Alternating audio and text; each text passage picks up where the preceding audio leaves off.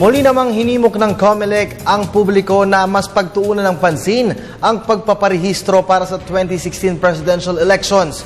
Ito ay sa harap ng mas umiinit na usapin ukol sa PDAP scam matapos lumabas ang mga listahan ng mga umano'y sangkot sa naturang anomalya. Ang detalye niyan, alamin natin mula kay Haji Caaminio, live via phone pass. Haji, magandang hapon sa iyo.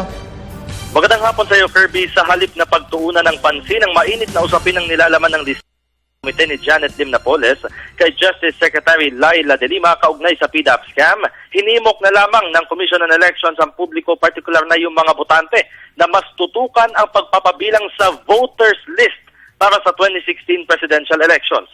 Ayon kay COMELEC spokesman Director James Jimenez, hindi na dapat daw masyadong isipin ng publiko ang nilalaman ng listahan. Sa halip ay magpa-biometrics na lamang at magparehistro para makaboto ng karapat-dapat na kandidato sa eleksyon.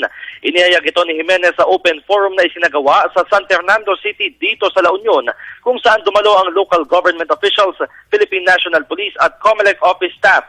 Ipinaliwanag ng Education and Information Division Director na nakasalalay sa mga botante ang pag-asa ng bansa, kung kaya dapat ay tumulong na sila sa pagpapalakas ng information dissemination na bahagi ng Waka Waka campaign. Mamaya ay lalakarin ng grupo ang bayan ng Bawang hanggang Caba, habang bukas naman ay nakatakdang isagawa ang fun run dito pa din sa San Fernando na tatawagin nilang takbo para sa 2016.